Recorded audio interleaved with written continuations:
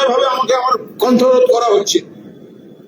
এবং আমার বক্তব্য হচ্ছে এটা করছেন এই তথাকথিত বিটিম বিরোধী, তথাকথিত অনৈতিকভাবে পাওয়া বিরোধীরা, বাট এরা ইনস্ট্রাক্টেড অ্যান্ড কন্ট্রোলড বাই সরকার পক্ষ। তারা প্রকৃত বিরোধী চাইছেন না, তারা সাজানো পুতুল চাইছেন কিছু। এরপর আমি নীতিগতভাবে একটা প্রতিবাদ করি, কারণ আখরুজ্জামান তিনি অপোজিশন তথাকথিত বিতর্কিত চিফ হুইপ, বাট তার হাতে ক্ষমতা দিয়ে রেখেছে স্পিকার। আমাকে বলতে দিচ্ছে না, হ্যাংলার মতো নিজে বলবে। আর ওরা কি বলবে, ওরা কি বিরোধিতা করবে? ওদের তো বসিয়েছে বিজেপি, ওদেরকে বসিয়েছেই তো বিজেপিকে যাতে বেশি আক্রমণ না করা হয়। উনি যখন বলছিলেন আমি গিয়ে বলবো আপনি আমায় বলতে দেননি কেন, আপনি কেন আমার নাম কেটেছেন? তো তখন বাকিরা এলো, স্পিকার সাহেব বলছেন আপনি জায়গায় গিয়ে বসুন। মানেটা কি? দিনের পর দিন আমার কন্ট্রোল করা হবে, আমাকে বলতে দেওয়া হবে না। পুলিশ বাজেট, আজকে আমি কত কদিন ধরে যে সন্ত্রাস চলছে সেটা আমি বলবো না? একের পর এক নারী নির্যাতন হচ্ছে সেটা আমি বলবো না? এইসব পোশাকগুলোকে দিয়ে বক্তৃতা করাচ্ছে, আর আলিফাকে তৈরি হতে দেয়নি। তাতে এইসব এদের অনেকে এগিয়েছে, না অমুক তমুক হ্যান। তো স্পিকার বললেন বিজেপির লোকেরা মানে মায়ের থেকে মাসির দরদ বেশি। আমি ওখানে বলছি ওদের দু চারজন আসছেন, কিন্তু তবু বিজেপির কয়েকজনকে দেখলাম যেন মিটিংকে আগলে রাখতে পুরো মরিয়া, দরদ উঠলে উঠছে।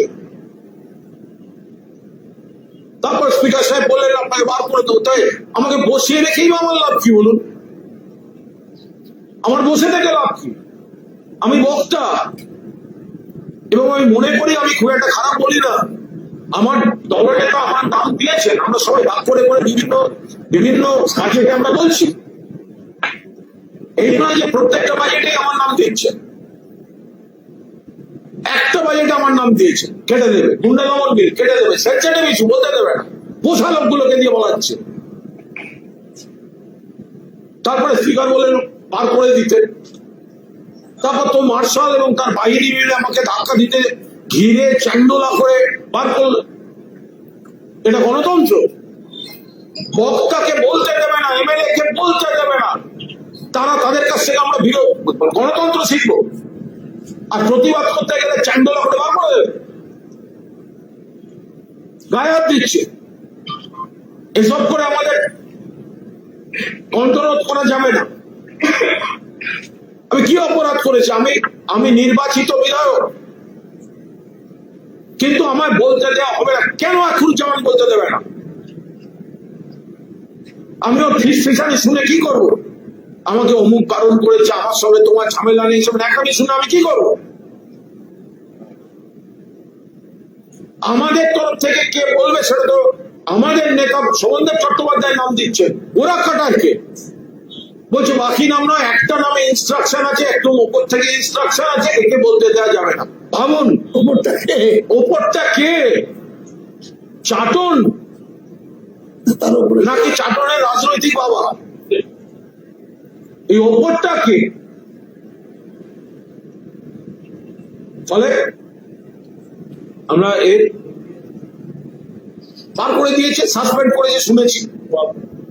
আর আমাদের ওয়াকআউট করেছি। আমি বলি, আমি কিন্তু এই ব্যাপারটা নিয়ে স্পিকারের কাছে গিয়েছিলাম। কেন?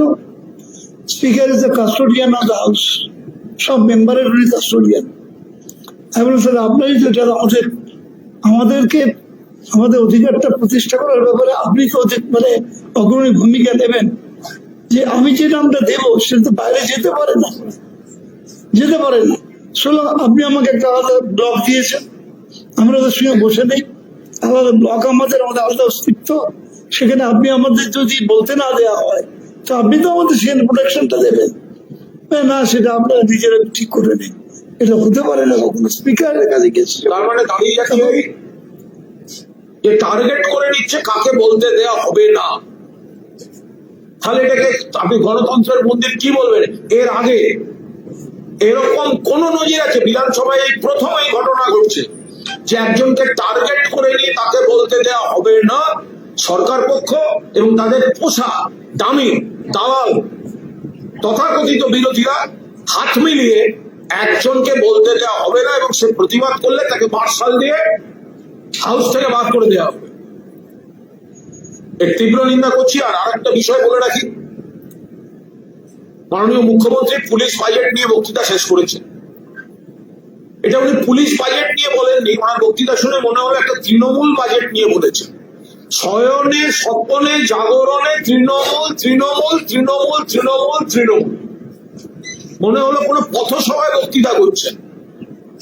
এটা মুখ্যমন্ত্রীর ভাষণ নয়, এটা রাজনৈতিক প্রতিহিংসায় ভরা একটি রাজনৈতিক দলের নেতার ভাষণ।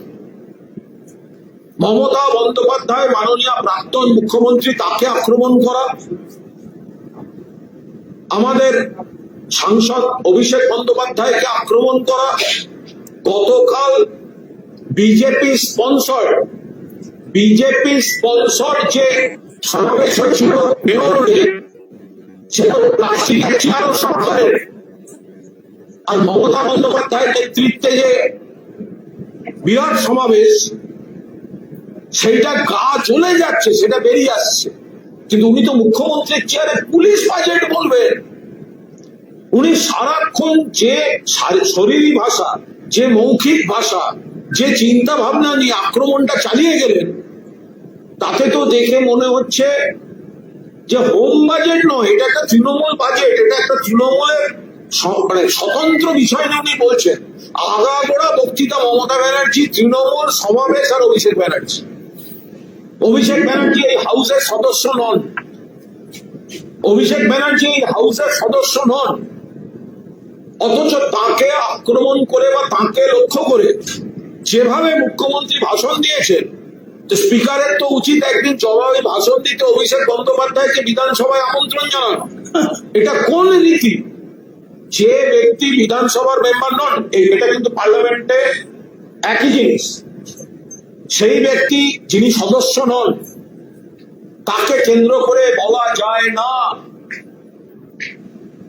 কিন্তু একটা জিনিস বোঝা গেল যে বিজেপি কোনোভাবে নির্বাচন কমিশন দিয়ে ক্ষমতায় হয়তো এসছে, কিন্তু ঘুম থেকে উঠে থেকে রাতের স্বপ্ন থেকে দুঃস্বপ্ন সবটাই এখনো মমতা বন্দ্যোপাধ্যায় আর তৃণমূল কংগ্রেস কেন্দ্রিক। নইলে এতবার পুলিশ বাজেটে মমতা বন্দ্যোপাধ্যায়ের অভিষেক বন্দ্যোপাধ্যায়কে পথসভার ভাষায় কেউ রাজনৈতিক আক্রমণ করে। রাগ হচ্ছে ওনাদের, ওনারা যাদের দায়িত্ব দিয়েছিলেন, ভাই তোরা আমরা সব সাপোর্ট দিচ্ছি, আর আমাদের একটা টাকা কেউ খরচা করেনি, কোনো বাস কোনো আনার ব্যবস্থা করা যায়নি, খাওয়া নেই, রাতে থাকা নেই, উল্টে মামলার পর মামলা, আটকের পর আটক। তারপরে মমতা বন্দ্যোপাধ্যায়ের জন্য কর্মীদের স্রোত আর চাটলদের শিবির স্পন্সার্ড বাই বিজেপি। আমাদের মঞ্চের পাশে একটা পাবলিক টয়লেট ছিল, তো এখন পাবলিক টয়লেটের সামনে একটু ভিড় ছিল, কারণ অনেকে যাবেন দূর থেকে এসছেন। তো পাবলিক টয়লেটের সামনে যে ভিড়টা ছিল, সেটা কিন্তু ওদের সমাবেশের থেকে বড় ছিল, এখন সেটা নিতে পারছে না। সেইটা পুরো আক্রোশটাই বক্তৃতা দিয়ে চলে গেল। এই বক্তৃতা মাননীয় মুখ্যমন্ত্রী বা মাননীয় পুলিশ মন্ত্রীর বক্তব্য হতে পারে না। আমরা বলছি, উনি যেসব দুর্নীতির তদন্ত হবে হবে হবে হবে বলছেন, উনি 100 বার করুন, কিন্তু ওনার কারণ তারাতলায় বাড়ি ভাঙা নিয়ে বলতে গিয়ে উনি একটা শহীদের দিয়ে বলেছিলেন, জানেন কার শহীদ? উনি বলেছিলেন, আমরা বলিনি। কিন্তু সেই ব্যক্তি যেই ভালো তৃণমূল হয়ে গেল, উনি আর সেগুলো নিয়ে উচ্চবাচ্য করেন না। মুখ্যমন্ত্রী বলেছেন 80 থেকে 90টা ইলিগাল কনস্ট্রাকশন কে করেছে, সেই ব্যক্তি এবং তার ছেলের নাম মুখ্যমন্ত্রী বলেছেন। যেদিন থেকে তথাকথিত ভালো তৃণমূল, মুখ্যমন্ত্রীর আর মুখে তার নাম শোনা যায় না। ফলে উনি ব্যবস্থা নেব করবো মানে বুঝে নিতে হবে, এটা কিন্তু হচ্ছে মিস কল। মুখ্যমন্ত্রীর এই যে দেখে নেবো, তদন্ত করছি, খুলবো, এটা হচ্ছে মিস কল। অর্থাৎ যারা যারা আরো আছেন তদন্তে, তারা চলে আসুন, তাহলে আমি বাঁচিয়ে দেবো, নইলে আমি পুলিশ, সিবিআই, ইডি এসব পাঠাবো। ওনার হুমকি মিসড কলে পরিণত। উনি বিধানসভায় দাঁড়িয়ে যাদের যাদের বিরুদ্ধে বলেছেন, প্রেস কনফারেন্সে নবান্নে বা অন্য কোথাও যাদের বিরুদ্ধে বলেছেন, আগে তাদের বিরুদ্ধে অ্যাকশন নিন, তারপর ওনার কথার বাস্তবতা আমরা বুঝবো। নারী নির্যাতন এবং একাধিক ঘটনার উল্লেখ করে আপনাদের সময় ভূমিকা খুব নিন্দনীয়। আলিবাবু এখন একের পর এক নারী নির্যাতনের ঘটনা ঘটছে। গত দু মাসে যা হয়েছে ভয়ঙ্কর। এর আগে যে সামাজিক বিকৃতি যা ছিল, পুলিশ ব্যবস্থা নিয়েছে, দোষীকে গ্রেফতার করেছে, একের পর এক কেসে দ্রুত তদন্ত শেষ করে ফাঁসির আদেশ, যাবজ্জীবন এসব হয়েছে। মানে উনি যেটা বলতে চাইছেন, তাহলে উন্নাও, হাতরাস, প্রয়াগরাজ, বিলকিস, এই কথাটি খুব স্পর্শকাতর। এই কথাটি কিন্তু এটা গভীরভাবে দেখার কথা। কোন বালিকা, কোন শিশু, কোন মহিলার উপর কোন নির্যাতন কাম্য নয়, এবং যারা নির্যাতন করছে তাদের কঠিন শাস্তি দরকার। কিন্তু কঠিন শাস্তিটা দেবে কিন্তু আইন, পুলিশ। সেখানে যদি এরকম একটা বলা হয়, তারপর যদি দেখা যায় কার ওপর রাগ আছে, একটা এই ধরনের অভিযোগ খাড়া করে দিয়ে তারপরে একটা কোনো অশান্তি করে দিল, এইভাবে কিন্তু ছাড়পত্র দেওয়া যায় না। পাবলিক এটা তো মানে গণপিটুনি, অমুক তমুক ব্যবস্থা পুলিশ করুন। আর ওনাকে উনি সেটা বলবেন কেন? উনি তো পুলিশ মন্ত্রী, ওনার তো বলা উচিত ছিল পুলিশ ব্যবস্থা।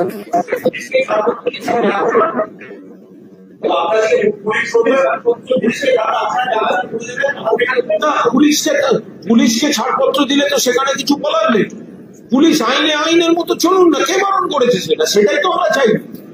পুলিশ আইনের কথা বলুন, কিন্তু দিল্লির রাস্তায় আমাদের সোনার মেয়েরা, কুস্তিগিররা রাস্তায় বসে থাকবে, শ্লীলতাহানির অভিযোগ বিজেপি সাংসদ বৃজভূষণের বিরুদ্ধে, আর অমিত শাহ পুলিশকে মেরে তুলে দেবে মেয়েদের, আর সেই বিজেপির মুখ্যমন্ত্রী বড় বড় কথা বলবে। সবটা একসঙ্গে চলতে পারে। এই তো ঘুরিয়ে এনকাউন্টারের কথা বলো, আপনারা যা পারেন করে নিন। যা পারেন করে নিন কেন? যেটা আপনার রুল বুকে আছে, যেটা আইনে আছে, আপনি তো সেটা করবেন। আপনি দোষীকে ধরুন, আপনি চার্জশিট করুন, আপনি দ্রুত ট্রায়াল করুন, এবং আপনি শাস্তি দিন। নারী নির্যাতনে কঠোরতম ব্যবস্থা নিক পুলিশ, কিন্তু সেটা আইন মাফিক নিক।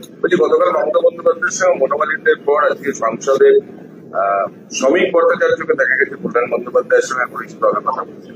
এগুলো কোনো কাজের কথা না, কার সঙ্গে কাটছে না। শুনুন, আমি আপনার একটা কথা বলি, আপনাদের কালকে সময় সুযোগ হয়নি, আমি জানি আপনাদের সময় সুযোগ হয়নি। আমাদের সমাবেশটার জনগণ কতটা ছিল সেটা দেখাবার সময় সুযোগ আপনাদের হয়নি। আপনারা কল্যাণ বন্দ্যোপাধ্যায়ের একটা বা দুটো কি বক্তব্য, সেইটা দেখাবার সময় সুযোগ নিয়ে আপনারা ব্যস্ত, সেটা আপনাদের প্রবলেম। কিন্তু কল্যাণ বন্দ্যোপাধ্যায়ের দুটো কথা, এক হচ্ছে তৃণমূলে আছি, মমতা দিকে ছেড়ে যাব না, আমি ওই 60 জন আর 20 জনের মধ্যে আমি পড়ি না। এর বাইরে একজন সিনিয়র সাংসদ, সিনিয়র নেতা কখন কোন মুডে কি একটা দুটো বলে ফেলেছে কি বলেনি, তিনি আমাদের তৃণমূল পরিবারের একজন অন্যতম সম্পদ, মমতাদির দীর্ঘদিনের সাথী। ফলে সাদা কাগজ দিন, সই করে দিচ্ছি, কল্যাণ বন্দ্যোপাধ্যায় তৃণমূল কংগ্রেস ছেড়ে, মমতাদিকে ছেড়ে কোথাও যাচ্ছে। আমার ওখানে বসেই বলেছে, ওদের বেঞ্চে বসে জাভেদ খান আমায় বললেন, আপনি এদিকে চলে আসুন, আপনার বলার প্রবলেম হবে না। পাশে বসেছিলেন ফিরাদ হাকিম, পাশে বসেছিলেন আকিরুজ্জামান, কিছুটা অংশ শোভন রায়ের পাশ থেকে শুনতে পাচ্ছি। পুলিশ তো দেয়নি, পুলিশ তো হ্যারাসি করেছে, পুলিশ তো দেয়নি। আমাদের পারমিশন তো দিয়েছে কোর্ট। এবং এটা মাথায় রাখবেন, ভিক্টোরিয়া হাউসের সামনে মূল মঞ্চ, সেখান থেকে ট্রাম লাইনের ডিফারেন্স হচ্ছে 100 মিটার, 100 মিটার এই লম্বাটা। আর কাল যেখানে মঞ্চ ছিল আর যেখানে তারামণ্ডপ, এটা 350 মিটার। ফলে মাথায় রাখবেন, সবার সামনে কতজন পেছনে কতজন। আমরা আদালতের রায় মেনেই করেছি, কিন্তু আমরা আদালতের রায় মানলেও আদালতকেও তো জনতার আদালতের রায়টাকেও মনে রাখতে হবে। আমরা তো নিয়ম মেনেই সংখ্যা বেঁধে রাখতে চেয়েছি, কিন্তু মানুষ যদি চলে আসেন তখন আমরা কি করবো? তখন পুলিশের কাজ করবো। অভিষেক বন্দ্যোপাধ্যায় পদত্যাগের একটা মানহানির নোটিশ দিয়েছেন এবং তার জন্য মদন মিত্র বা তৃণমূলের বিরুদ্ধেও অনেক কথা বলছেন। এই যে মানহানির নোটিশ, দেখুন, মদন মিত্রকে নিয়ে কোনো বাড়তি কথা বলতে চাই না, কারণ মদন মিত্র যা বক্তব্য সেটা হচ্ছে মদন মিত্র স্ত্রীকে ইডি চিঠি যাওয়ার পর। ফলে মদন মিত্র যা পারেন বলে যান, ওটাকে আমরা ধরে নিচ্ছি ইডির চিঠির অ্যানেক্স চাই। ইডির চিঠির অ্যানেক্স চাই। ইডির চিঠি মিসেস মদন মিত্র এবং ছেলেদের কাছে যাওয়ার আগের দিন পর্যন্ত মদনদার স্টেটমেন্ট, আর ইডি যাওয়ার পর স্টেটমেন্ট আকাশ পাতাল। ফলে পরেরটা ধরবো কেন? ফ্যাক্টর তো হচ্ছে ইডির চিঠি। অভিষেক বন্দ্যোপাধ্যায় মানহানির নোটিশ দিচ্ছেন। তো যদি আপত্তিকর কথা বলে থাকেন কারো সম্পর্কে, অভিষেক বন্দ্যোপাধ্যায় টাকা চিঠি দিয়েছে। মুখ্যমন্ত্রী 21শে জুলাইয়ের আগের রাত সম্পর্কে সম্পূর্ণ ভিত্তিহীন বিকৃত স্টেটমেন্ট দিয়েছেন। সেদিন মমতা বন্দ্যোপাধ্যায় ওখানে গেছিলেন। ওই হামলা হয়ে যাওয়ার পর পুলিশ সবাই জানে যে কোন বাহিনী এসে হামলা করেছিল। ওনার উচিত ছিল তাদেরকে অ্যারেস্ট করানো। শুধু তাই নয়, সেদিন বেছে বেছে অনেকের বাড়ি পর্যন্ত হামলা হয়েছে। আমার বাড়িতে লোক গেছিল, সে বাহিনী কারা গেছিল সে আমি জানি। আমি সঙ্গে সঙ্গে এক্স হ্যান্ডেলেও কলকাতা পুলিশকে ট্যাগ করে পোস্ট করেছি। আমাদের অসিত মজুমদার থেকে শুরু করে বহু জায়গায় যারা সংগঠক মেরেছে তাদের সকাল থেকে আটকে রাখা হয়েছে, আগের দিন থেকে আটকে রাখা হয়েছে, সব করেছে পুলিশ। গোটাটা করেছে পুলিশ, যাতে আমাদের সভাটা ক্ষতিগ্রস্ত হয়, বানচাল হয়। এখন মানুষ যখন উপচে দিয়েছেন, সেই রাত থেকে বিজেপি নেতারা এখন বড় বড় কথা বলছেন। উনি কেউই নয়, উনিও নয়, কেউই नॉट। अच्छा एक मिनट बोले राखी। देखिए, आज असेंबली में हमको वो मार्शल देकर हमको पुश करके चैंगुलर हिंदी हम जानी ना, हमको उठाकर खींचकर बाहर फेंक दिया गया, क्योंकि एक बड़ा कंस्पिरेसी चल रहा है। ये लोग हमको बोलने नहीं देगा। हमारा leader Sovandeb Chatterjee different important issues में हम सब लोगों को, सब जो पूरा एमएलए टीम है, वो के कौन किस पे बोलेगा ये तो सब शोभनदेव चट्टोपाध्याय सबमिट करते हैं। तो वो कर रहा है, हमारा नाम देखते ही वो काट देता है। कौन काट देता है? ये सो कॉल्ड जो अपोजिशन चीफ व्हिप है, क्योंकि ये रीति है ऑपोजिशन में कौन बोलेगा ये ऑपोजिशन चीफ व्हिप को देना पड़ेगा। और वो स्पीकर साहब उसको केस सब्जुडिस है, लेकिन उसको पावर दिया है और वो हमारा नाम डिलीट कर रहा है। तो बार बार ऐसा हो रहा है। और शायद भाजपा भी ये चाहते हैं, वो लोग तो बी टीम चाहते हैं, उनका बी टीम ऑपोजिशन में रियल ऑपोजिशन होगा नहीं, पॉइंट्स होगा नहीं, लॉजिक होगा नहीं, स्पीचेस वीक होगा।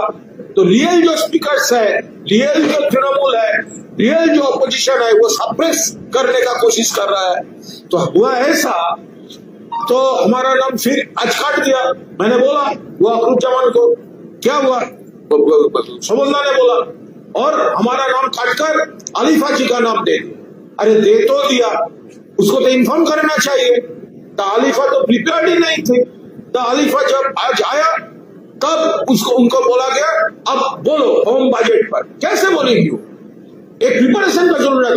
वो चाहते हैं कुणाल घोष ना बोले और इस कैंप से कोई पावरफुल प्रिपरेशन ही नहीं ले सकते हैं। वो डायल्यूट कर सकते हैं, डायल्यूट करने का कोशिश कर रहे हैं ये लोग। तो हुआ ऐसा, फिर वो अखरुज्जामान जब बोल रहे थे तो मैंने किया कि हमारा नाम अब डिलीट क्यों किया, क्यों बात दिया? तो तब उसका चलन हुआ। वो चाटन जो कैंप है, चाटन को और इधर जो भाजपा है सब, वो भाजपा तो उनका कस्टोडियन है ना। स्पीकर साहब बोल रहे थे आप बैठ जाइए। अरे क्या बैठ जाइए? आप लोग कंस्पिरेसी करके हमको बोलने नहीं देगा।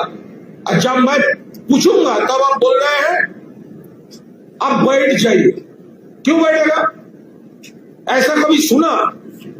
एक पर्सन को टारगेट कर रहा है, उसको बोलना नहीं देंगे ये लोग। कभी नहीं हुआ ऐसा, ये लोग कर रहे हैं। तो फिर स्पीकर बोल दिया मार्शल को, ये कुणाल घोष को बाहर फेंक दो। तो वो मार्शल का जो टीम है वो हमको पुश करके, वो क्या हिंदी खींच घसीट के और क्या है, वो खींच के घसीट के उठा के वो हमको बाहर निकाल दिया। और आज के